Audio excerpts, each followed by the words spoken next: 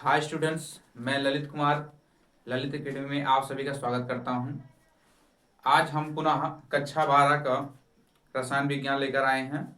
आज हम क्लास 12 के जो है आपका रासायनिक बलगति से कुछ क्वेश्चन आपको उठाएंगे जो पेपर के पर्पज से आपके लिए फायदेमंद होंगे।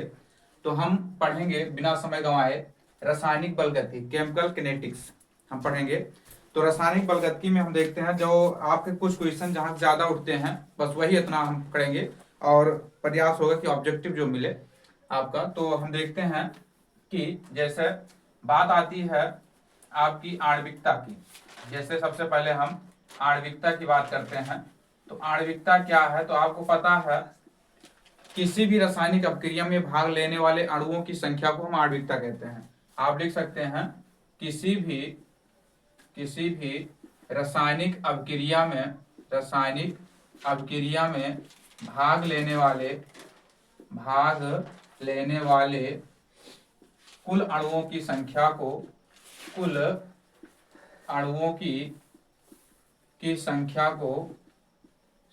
को आणविकता कहते हैं। आणविकता कहते हैं। जैसे एग्जाम्पल, आप एग्जाम्पल ले लीजिए। तो आपका एग्जाम्पल जैसे हो जाता है, कोई भी एग्जाम्पल, कोई भी रासायनिक अपक्रिया की एग्जाम्पल आप इसमें लगा सकते हैं। जैसे हम लेते हैं CH3COO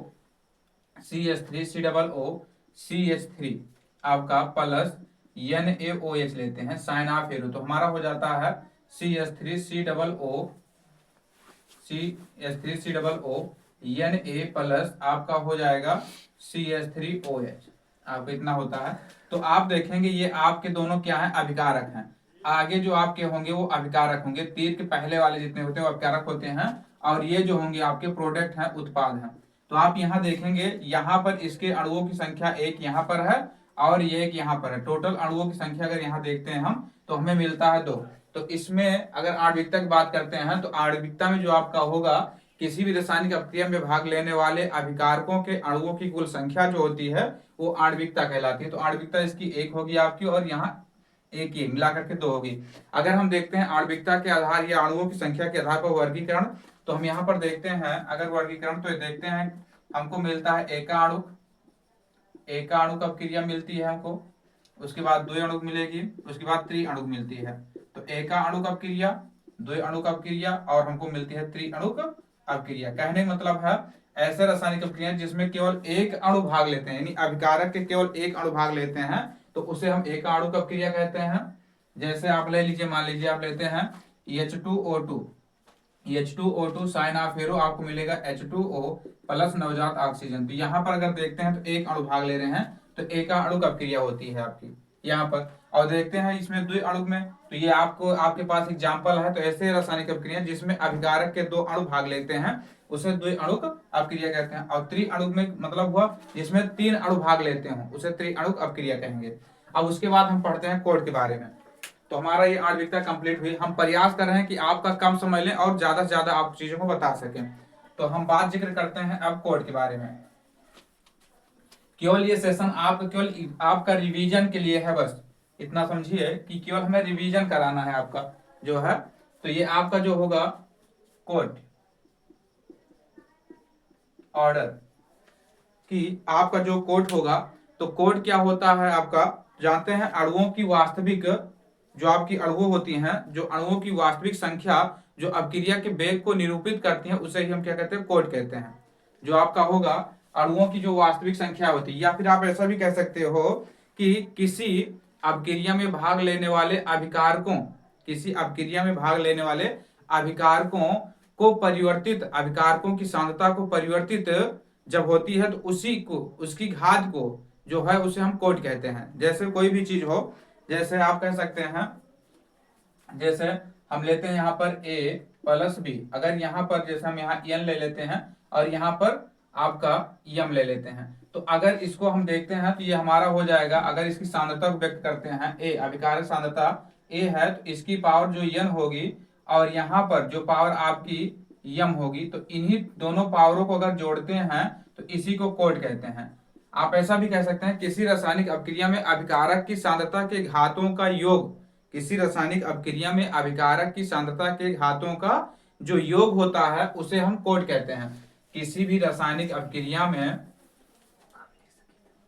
लिखेंगे आप, किसी रासायनिक अपक्रिया में अभिकारक की अभिकारक की सांद्रता के घातों का योग, सांद्रता की घातों का योग कोट कहलाती है। योग कोट कहलाती है, कोट कहलाती है। अब कोट की अगर जिक्र करते हैं तो कोट में अगर हम देखें तो इंटर की सिलेबस में अगर देखते हैं तो कोट केवल हमें दो ही पढ़नी है। एक कोट पढ़नी है शून्य कोट, एक पढ़नी है आपकी शून्य कोट, और दूसरा जो पढ़ना है आपको वो पढ़ना है प्रथम कोट। एक पढ़नी है शून्य कोट और दूसरा हमें पढ़ना है प्रथम कोट। तो दो ही पढ़ना है हमें, एक शून्य कोट और दूसरा प्रथम कोट। तो आप देखेंगे यहाँ पर शून्य कोट की परिभाषा अगर देखें तो हम कह सकते हैं किसी रासायनिक अपक्रिया का वेग जो होता है वो अभिकारक की सांद्रता के शून्य घात के समानुपाती होता है।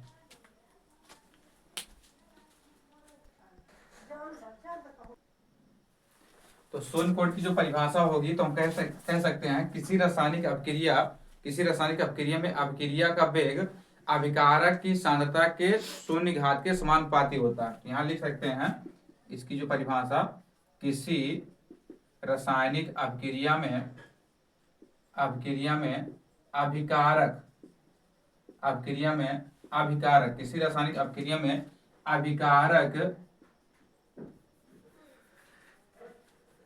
किसी रासायनिक अपक्रिया में अपक्रिया का वेग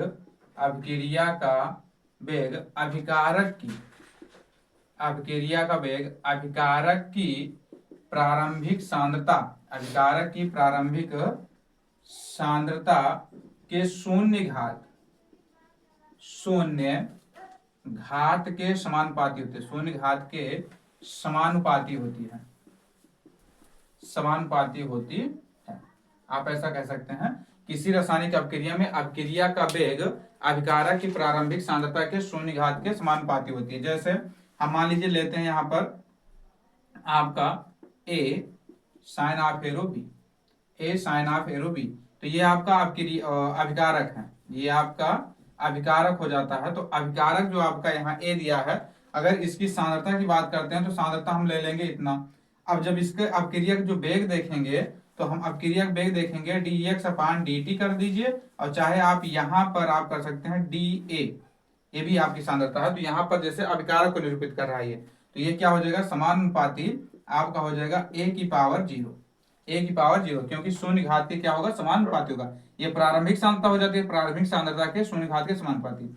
इसको हम लिख सकते हैं dA/dt इक्वल के a की पावर 0। आप इस तरह कर सकते हैं। तो ये है आपका शून्य कोट की अपक्रिया। अब आगे देखते हैं शून्य कोट से कुछ और चीजें, तथ्य है हमारे पास। तो शून्य कोट से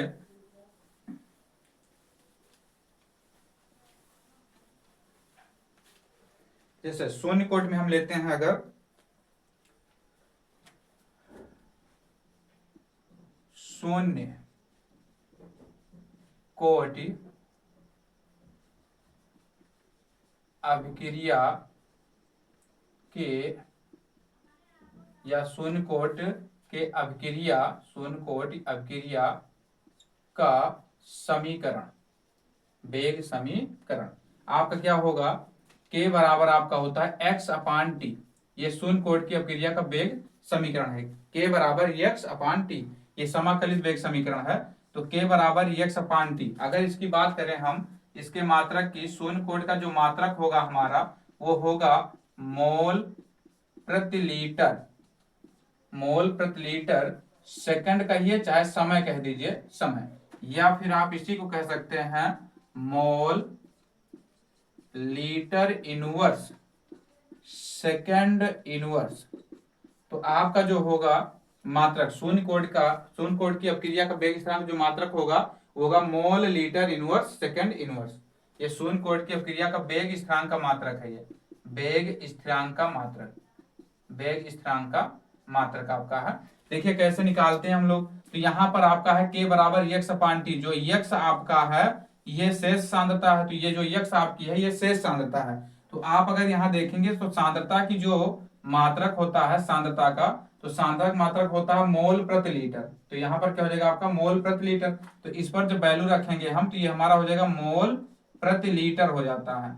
और जो टी है, टी का मतलब समय, और समय मतलब आप कह सकते हैं सबसे छोटी इकाई टाइम की जो होती है वो सेकंड होती है। तो सेकंड हो जाएगा, इसका हर एक मान लेंगे, यहाँ से गुणा कर देंगे, इसको यहाँ से गुणा कर देंगे। तो मोल का जब एक से गुणा करेंगे तो हो जाएगा मोल, और पूरा हो जाएगा बटे, और सेकंड को जब लीटर से गुणा करेंगे तो हो जाएगा लीटर इंटू सेकंड। आपका इतना हो जाएगा। जब इसे ले जाएंगे हम ऊपर, तो जो नीचे होती है पॉजिटिव घात है तो उसकी जो निगेटिव घात हो जाएगी, अगर जो निगेटिव घात है वो पॉजिटिव घात हो जाएगी। तो हो जाएगा मोल लीटर और आपका सेकंड, आपका हो जाएगा mole litre inverse second inverse, आपका इतना हो जाएगा। तो यहाँ पर शून्य कोट की अपक्रिया का जो आपका समीकरण है वो के बराबर एक्स अपान टी, और अगला जो आपका है कि इसका मात्रक वो mole litre inverse second inverse होता है।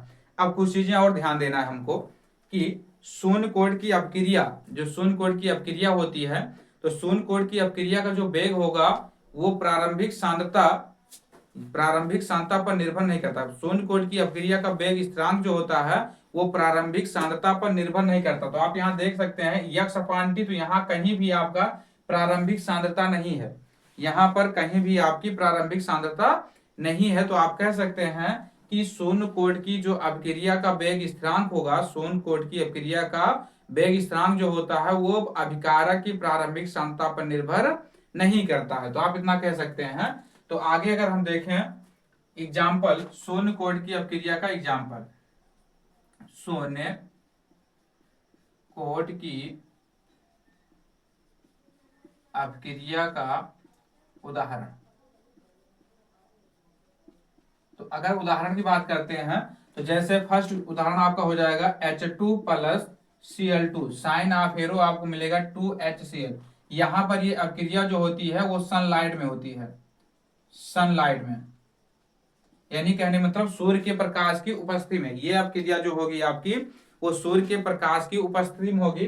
H2 plus Cl2 sign of arrow इतना। अब अगर हम देखते हैं यहाँ जो H2 है इसकी अवस्था गैसीय होती है और Cl2 की अवस्था गैसीय होती है, ये भी आपकी गैसीय हो जाती है। अगर यहाँ देखते हैं तो हमारा के बराबर, ये आप कह सकते हैं दर बराबर, दर मतलब वेग, वेग आपका जो होगा वेग बराबर के इंटू आपका हो जाएगा H2 की पावर 0 इंटू Cl2 की पावर 0। अब अगर इसमें कोट की बात की जाए तो अगर कोट निकालते हैं हम तो हमें पता है कि जो अभिकारक होगी, अभिकारक की जो सांद्रता होगी उसकी सांद्रता की जो घातें होंगी उनको अगर ऐड करते हैं तो हमें कोट मिलता है। तो यहाँ पर हमें 0 मिलेगा और 0 मिलेगा, दोनों अगर ऐड करेंगे तब भी हमें क्या मिलेगा, 0 मिलेगा आपका। जैसे और एग्जाम्पल है इसमें के, जैसे हम ले लेते हैं 2HI साइन ऑफ एरो हमें मिल जाएगा H2 प्लस I2। लेकिन यहाँ पर जो होता है HI की सांद्रता में कोई परिवर्तन नहीं होता है, तो इसकी दर भी जो आपकी होगी वो हो जाएगी KHI की पावर 0, यहाँ पर ये भी हो जाएगी। तो इसकी भी कोड क्या होगी आपकी 0 हो जाएगी, इसकी भी कोड आपकी 0 हो जाती है। एक अच्छा एग्जाम्पल आपका है, तीसरा एक देखते हैं। एक एग्जाम्पल है आपका CH3COCH3, इसे हम लोग कहते हैं एसीटोन, ये हमारा एसीटोन है। तो ये एसीटोन हो जाता है प्लस, जब इसको हम Br2 से अपक्रिया कराते हैं, Br2 ब्रोमीन, ब्रोमीन से जब अपक्रिया हम कराते हैं तो ब्रोमीन से अपक्रिया कराने पर ये हमें देता है CH3COCH2Br देगा प्लस HBr निर्मित करेगा। लेकिन यहाँ पर देखते हैं ना तो एसीटोन की सांद्रता में कोई परिवर्तन आता है और ना ही ब्रोमीन की सांद्रता में कोई परिवर्तन आता है। जब किसी की सांद्रता में कोई परिवर्तन नहीं होगा तो वहां पर शून्य कोट होती है। तो यहाँ पर अगर देखते हैं तो इसकी भी क्या होगी, कोई सांद्रता परिवर्तन नहीं है, यहाँ पर इसकी भी सांद्रता में कोई परिवर्तन है, इसलिए इन दोनों की कोट क्या होगी, अर्थात आप कह सकते हैं एसीटोन को जब ब्रोमीन के साथ अपक्रिया कराएंगे तो उसकी जो कोट होगी वो भी क्या होगी आपकी शून्य कोट होगी। आपका ये भी एग्जाम्पल जो है शून्य कोट का है। यदि आपको इसमें से कुछ नोट करना है तो नोट कर सकते हैं। 2 मिनट 10 सेकंड के लिए हम हट जाते हैं।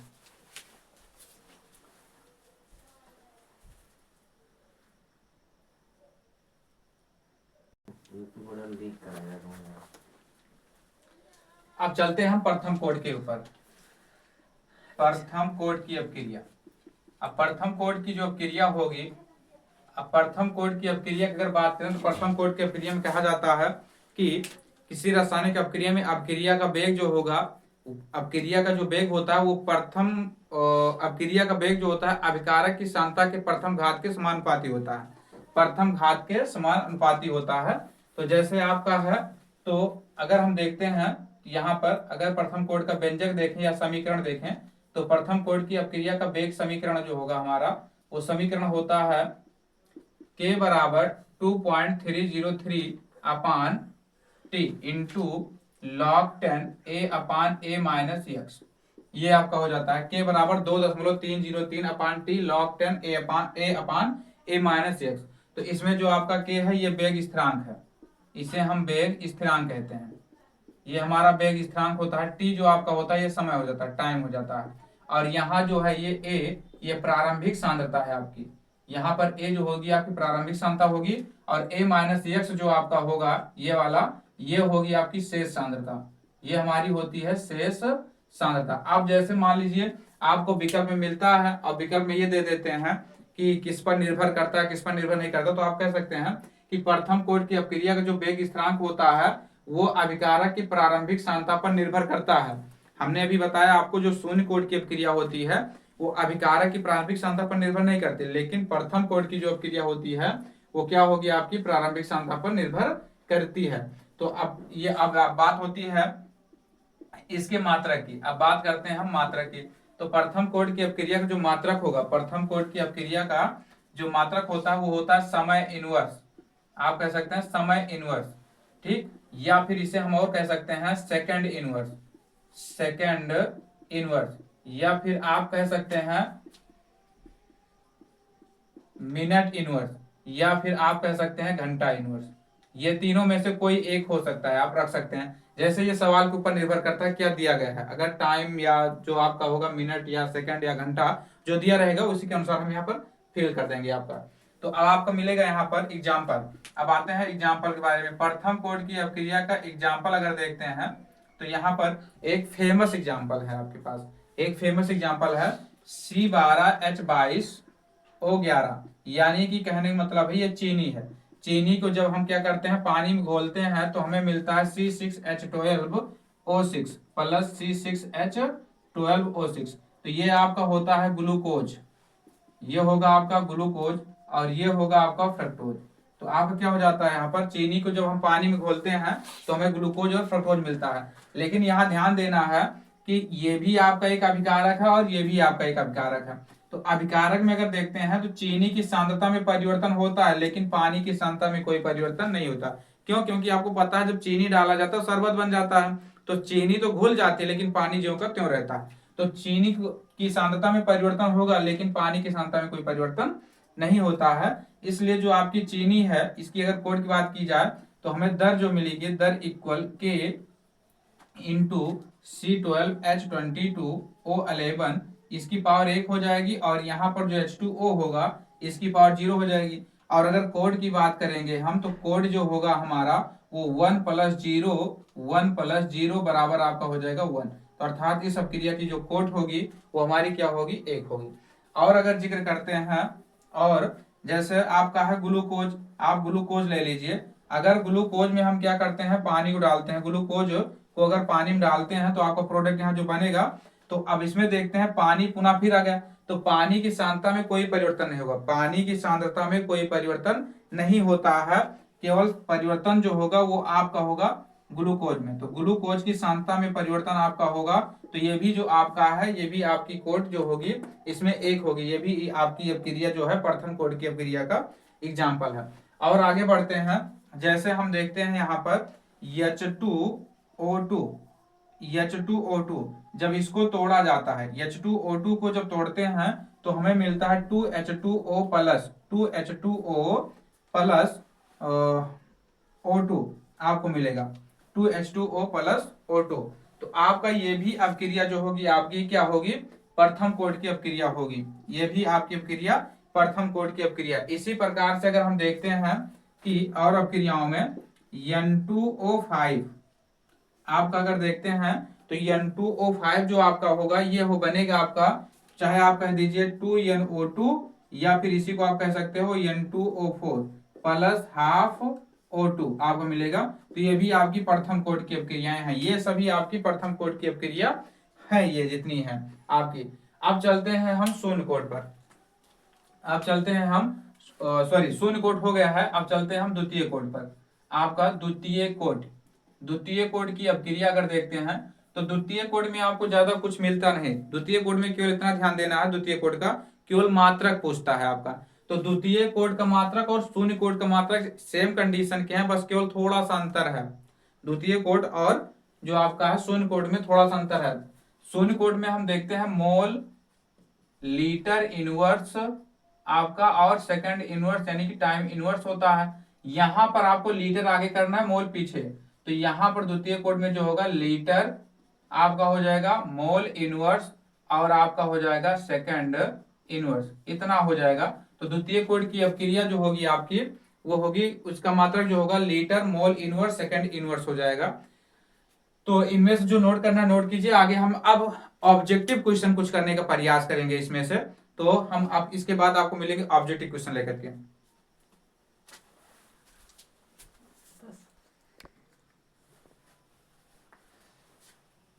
अब इसमें पहला क्वेश्चन हमारा है ऑब्जेक्टिव, शून्य कोट की अपक्रिया का वेग। अभी हमने जो पढ़ा है उसी में से क्वेश्चन आपका है टोटल। तो लिखा है शून्य कोट की अपक्रिया का वेग किस पर निर्भर करेगा, तो लिखा है अभिकारकों की सांद्रता पर निर्भर करता है। तो आपको पता है शून्य कोट की अपक्रिया का वेग अभिकारक की सांद्रता पर निर्भर नहीं करता है, क्योंकि अभी हमने बताया के बराबर आपका होता है यक्स अपान टी। तो यक्स आपका जो है वियोजित सांद्रता तो उस पर निर्भर करेगा। फिर दूसरा विकल्प, ये पहला तो खारिज हो जाएगा। दूसरा का वेग स्थान के बराबर होता है, दूसरा का है वेग स्थान के बराबर होता है। तो आपके जो अपक्रिया का वेग होता है डी एक्स अपान डी टी, या आप इस तरह लिखते हैं माइनस डी ए बटे आपका जो होगा डी टी। इसका जो होता है अभिकारक की प्रारंभिक सांद्रता के शून्य घात के समानुपाती होता है। तो आपका यहाँ होता है के लग जाता है, तो माइनस डी ए बटे आपका जो होगा डी टी। तो यहाँ पर बचता है के। अब किसी की पावर अगर 0 आती है तो उसकी वैल्यू 1 होती है। तो यहाँ पर आप देख सकते हैं कि ये अपक्रिया का जो वेग है, ये वेग है आपका अपक्रिया का, ये वेग है और ये वेग स्थिरांक है। के जो आपका है ये वेग स्थिरांक है। तो आप कह सकते हैं अपक्रिया का जो वेग होगा वो वेग स्थिरांक, अपक्रिया शून्य कोट की अपक्रिया का जो वेग होगा वो शून्य कोट की अपक्रिया के वेग स्थिरांक के बराबर होगा। तो इसमें ये वाला क्वेश्चन आपका सही जाएगा, ये विकल्प। दूसरा विकल्प इसमें सही है। अगले क्वेश्चन में आते हैं हम, शून्य कोट की अपक्रिया के लिए सही है, इसमें से कह रहे हैं शून्य कोट की अपक्रिया के लिए कौन सा विकल्प सही है। तो यहाँ टी हाफ, अब देखिए शून्य कोट की अपक्रिया का अर्धायु काल के बारे में जिक्र किया है, तो ये गलत है आपका, ये इसका ये भी गलत है। अब यहाँ कह रहे हैं कि शून्य कोट की अपक्रिया का अर्ध आयुकाल जो होगा वो अभिकारक की सांद्रता के शून्य घात के समानुपाती होगा। तो ये आपकी डिफिनेशन है इसकी, ये गलत है आपका, ये अर्ध आयुकाल नहीं है। यहाँ पर है आपका टी हाफ समानुपाती ए, तो ये आपका राइट है। क्यों? क्योंकि शून्य कोट की अपक्रिया, जो शून्य कोट की अपक्रिया का अर्धायुकाल होता है वो अभिकारक की प्रारंभिक सांद्रता के समानुपाती होता है। शून्य कोट की अपक्रिया का अर्धायुकाल जो होगा, शून्य कोट की अपक्रिया का अर्धायुकाल जो होता है वो प्रारंभिक सांद्रता के क्या होगा, समानुपाती होगा। ठीक है ना। तो आपका ये वाला विकल्प सही है, इसमें ये वाला विकल्प सही रहेगा। आप कह रहे हैं शून्य कोट की दर यानी कि वेग स्थिरांक का मात्रक क्या होता है। तो अभी आपको हमने बताया था शून्य कोट की अपक्रिया का जो वेग मात्रक होगा तो ऊपर का आपका हो जाएगा मोल प्रति लीटर, आपका यहाँ हो जाएगा मोल प्रति लीटर, और टी से हो जाएगा आपका सेकंड, तो यहाँ टी सेकंड हो जाएगा। अगर इसको हम ऊपर ले जाते हैं तो हमें मिलता है mole litre inverse second inverse आपका मिलेगा। तो इसमें जो विकल्प होगा तो पहला ही विकल्प इसका भी सही है, पहला विकल्प इसका राइट है, mole litre inverse second inverse. अब बात करते हैं अगले क्वेश्चन पर कि प्रथम कोट की अपक्रिया का अर्ध आयुकाल का समीकरण क्या होगा। तो आपको पता है प्रथम कोट की अपक्रिया का वेग स्थिरांक के बराबर जो होता है 2.303 बटे टी होता है, उसके बाद log 10 a upon a minus x होता है। ये प्रथम कोट की अपक्रिया का वेग स्थिरांक का मात्रक है आपका। और पूछ रहे हैं लेकिन यहाँ पर अर्धायुकाल, तो अर्धायुकाल का जो मात्रक होता है वो अर्धायुकाल का जो समीकरण होता है वो आपका होता है टी हाफ बराबर 0.693 अपान के, आपका ये होगा आपका यहाँ पर। तो यहाँ पर होगा 0.693 अपान के, आपका यहाँ पर इतना होगा आपका। तो प्रथम कोट की अपक्रिया का अर्धायुकाल का जो समीकरण होगा आपका 0.693 अपान के होगा।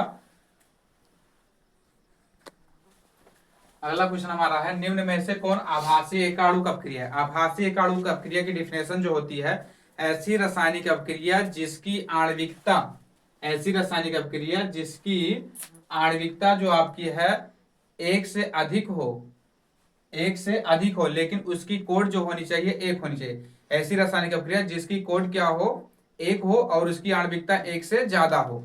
तो इसमें अगर हम देखते हैं तो ये जो आपका देख रहे हैं CH3COO plus NaOH CH3COO plus C2H5OH, ये आपका सोडियम एसीटेट है और ये आपका एथेनॉल है।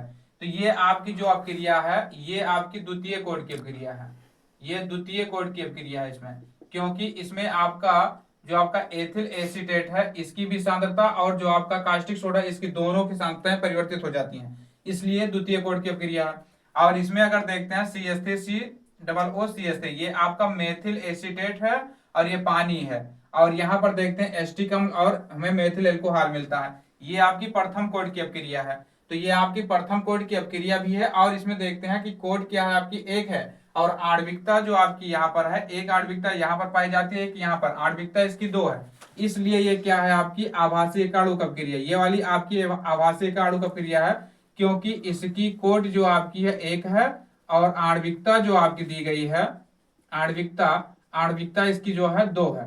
तो इसकी आणविकता, यानी कहने मतलब आप ऐसा कह सकते हैं आभासी एकाणुक में ऐसी रासायनिक अपक्रिया जिसकी कोड और आणविकताएं भिन्न भिन्न हो लेकिन उसकी कोड एक होती है, तो ये आपका है। तो इसमें अगर देखते हैं 2FeCl3 प्लस HCnCl2, अगर इसकी कोड की बात की जाए तो इसमें जो कोड पाई जाएगी वो तृतीय कोड की आपकी, इसमें जो कोटि है वो तृतीय कोटि है, और ये H2 प्लस Cl2 साइनाफिर 2HCl ये शून्य कोटि है आपका, ये शून्य कोटि की अपक्रिया है। तो ये चारों विकल्प आपको हमने बताया कि ये दो है द्वितीय कोटि की अपक्रिया है, ये वाली आपकी प्रथम कोटि की अपक्रिया है, तीसरा विकल्प जो आपका इसमें तीन कोटि है, और चौथे विकल्प में आपका शून्य कोटि है। आप कह रहे हैं वेग स्थिरांक ताप बढ़ाने पर क्या होता है, तो हमेशा जानते हैं वेग स्थिरांक बढ़ाने जो वेग स्थिरांक होगा ताप बढ़ाने पर उसका वेग स्थिरांक भी क्या होता है, बढ़ता है। ठीक है ना, आपका क्या हो जाएगा, वेग स्थिरांक जो होगा ताप बढ़ाने पर सदैव वेग स्थिरांक क्या होता है, बढ़ता है। अब उसके बाद कह रहे हैं dx/dt समानुपाते a⁻0। अब यहाँ देखिए यहीं से आपको पता लग रहा है किस कोड की अपक्रिया है, क्योंकि सांद्रता जो आपकी है अभिकारक की सांद्रता की पावर 0 लगा है, अभिकारक सांद्रता की पावर 0 लगा है, और जिसमें 0 लगा होगा वो क्या होगी आपकी शून्य कोड की अपक्रिया होगी। तो ये आपकी क्या हो जाएगी, शून्य कोड की अपक्रिया हो जाएगी।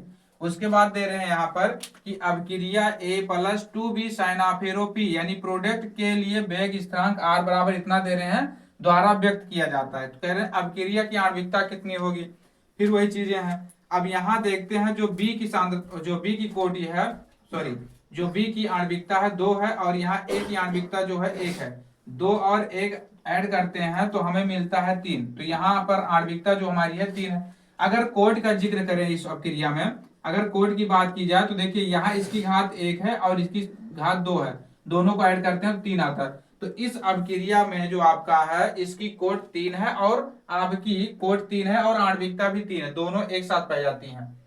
अब अगला कह रहे हैं कि एक अपक्रिया के लिए वेग स्थिरांक के बराबर इतना दिया गया है, कह रहे हैं अपक्रिया की कोड क्या होगी। तो इस अपक्रिया में आप क्लियर नहीं कर सकते, अगर क्लियर करना है तो एक ही तरीका है, केवल इसका मात्रक पकड़िए, यहां से इसका मात्रक देखिए, तो दे रहे हैं litre mole inverse second inverse. तो मोटल जो आपका सॉरी जो लीटर है, litre mole inverse second inverse जो है ये आपका द्वितीय कोड की अपक्रिया है, क्या हो जाएगी आपकी द्वितीय कोड की अपक्रिया हो जाएगी। तो ये आपकी द्वितीय कोड की अपक्रिया होती है। और आगे देखते हैं 10वां क्वेश्चन हमारा है, एक शून्य कोड की अपक्रिया A+B साइनाफेरो C के लिए वेग दर है। अब इसमें दे रहे हैं कि शून्य कोड, ध्यान देना, हमको कह रहे हैं शून्य कोड की अपक्रिया के लिए वेग दर क्या होगा आपका, कैसे निकालेंगे। तो आपको पता है वेग बराबर जो होगा हमारा वो अभिकारक की जो घात होगी उसके बराबर होना चाहिए। तो हमारा क्या है यहाँ पर दर के A⁻0 B⁻0 दर दे रहे हैं के इक्वल दर बराबर के A⁻1 और B⁻0 दर के A⁻0 और ये आपका दे रहे हैं। अगर इसमें हम कोड की बात करें तो यहाँ पर 1 है और प्लस यहाँ पर 0 है, ऐड करेंगे तो 1 आएगा, यहाँ पर आपका 0 है और 1 है, दोनों ऐड करेंगे तो 1 आएगा। ये दोनों अगर देखा जाए तो ये हमारी प्रथम कोड की है, लेकिन हमें किसकी बात कर रहे हैं, शून्य कोड की। तो अगर हम यहाँ देखते हैं, यहाँ पर अगर हम घात को ऐड करते हैं 0 + 0 बराबर हमारा क्या होगा 0, तो हमारा पहला विकल्प जो होगा वो राइट होगा। तो आज हमने आपको रासायनिक बलगतकी से जहां से क्वेश्चन उठने की उम्मीद थी वहां से हमने आपको केवल न्यूमेरिकल को छोड़ करके बाकी क्वेश्चन को हमने आपसे रिवीजन करा दिया है। उम्मीद करता हूं कि आपको इन्हीं क्वेश्चनों में से कोई ना कोई ऑब्जेक्टिव क्वेश्चन या फिर 1 नंबर 2 नंबर के क्वेश्चन आपको यहाँ से मिलने देखने को मिलेगा। आपको ये हमारा वीडियो आपको अच्छा लगता है तो हमारे वीडियो को लाइक कीजिए और इस वीडियो को ज्यादा से ज्यादा शेयर करने का प्रयास कीजिए। बहुत बहुत धन्यवाद वॉचिंग के लिए आप सभी को।